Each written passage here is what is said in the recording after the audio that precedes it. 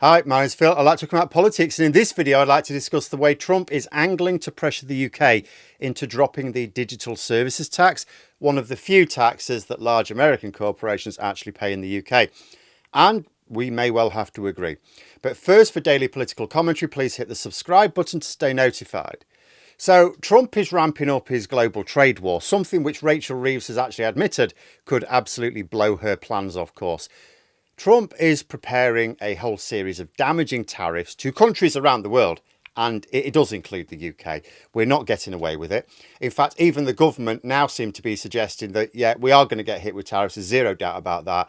Not because Trump doesn't like the way our trade talks have been going, but as part of his overall view that he can replace income tax with import taxes, like the USA used to do back in the 19th century before it became an integrated economic powerhouse. The guy just doesn't understand things.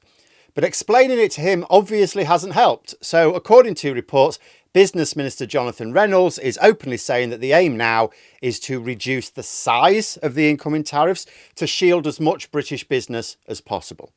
And one major bargaining chip to emerge is the digital sales tax.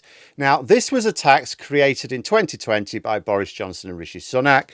What's that? Oh, yeah, a new tax created by the Tories. Yeah, that's right. I know they claim to be a low tax party, but the reality is quite different. In fact, it's not at all uncommon for them to raise taxes straight after a general election win. But Trump is apparently wanting us to abolish this tax because it's mean to companies like Facebook, apparently. I don't know. Now, this would, of course, look bad politically, especially against a background of cuts like with PIP.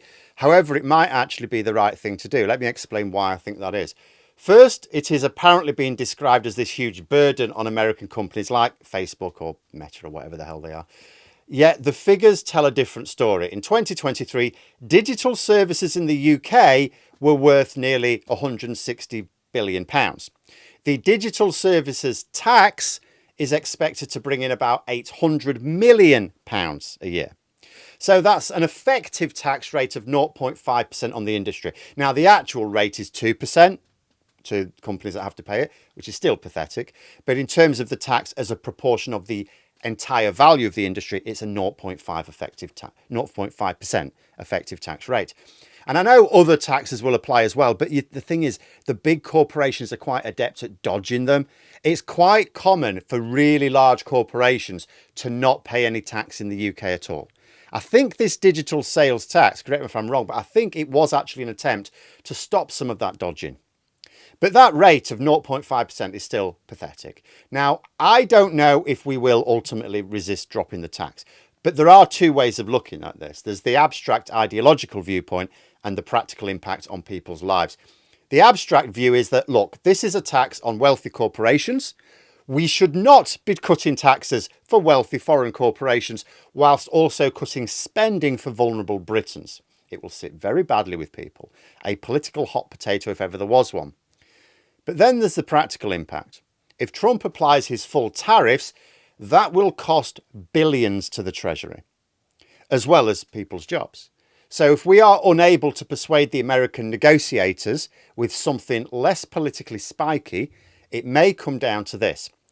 Do we sacrifice £0.8 billion worth of taxes or say £5 billion worth of taxes? That's the hole we're in. We may have to face a cut in tax revenues either way, but choose the lower amount, which is the obvious answer, but also the option which feels bad because it's giving a tax break to the rich, which they won't even notice, like 0.5% for goodness sake, or even 2% on those who pay, for goodness sake. That being said, dropping the tax won't cost anyone their jobs. If the economy improves, it won't even need more cuts or higher taxes. But if we take the full force of Trump's tariffs, it will not only mean more cuts later, but people will lose business, which makes it harder for the economy to grow. Jobs will be lost, all the rest of it, vicious circle type territory. Another thing to consider will also be the case for retaliatory tariffs. We have not retaliated against the tariffs on steel and aluminium exports, mostly because they're not that valuable to our overall economy. It's not worth it. But the more Trump hits us with tariffs, the higher the hit to our economy, the more pressure there will be to retaliate so we don't just look weak. But of course, we are weak. We're too small for any retaliation to really hurt Trump unlike the EU or Canada. So all we'll actually do is raise the cost of imports as well as see exports fall. We'll basically just stoke inflation simply for the sake of looking tough, and then of course risk just higher tariffs from America. So there are two massive reasons to try to persuade Trump to assign as small a tariff number as possible in 2 weeks' time, because remember, we're on the clock here. The first is to obviously shield spending plans as much as possible. And the second is to avoid the need for inflation-stoking responses. We don't want to take part in the trade war. So ironically, because the digital services tax is so pathetically small, it may well be that if push comes to shove, we do drop the tax in return for lighter tariff treatment. The question for me is not what the right decision would be, because pragmatism is always the right decision. It's how we make sure Trump keeps his word. Like, if we drop the tax, well, that means a change to the law. That means Rachel Reeves has to announce it in the budget, right? That is not quickly reversed. Yet Trump could give us a lower tariff number in April, and then in June, at the flick of a pen at any time, suddenly ramp them up. There is no guarantee he can give us which is worth the Sharpie it was written with. So I guess what we need to do ideally is apply some special discretionary measure, which has the same impact as dropping the tax, but just for the companies that Trump cares about, which can be reversed as quickly as he goes back on his word over tariffs. Now, if such a thing is possible, that would surely be the best outcome. Finally, though, I am just going to point out how Brexit created these twin problems for us. See, first, by leaving an economy that is strong enough to hurt Trump in response. So we have exposed ourselves to extortion. We're defenceless against it.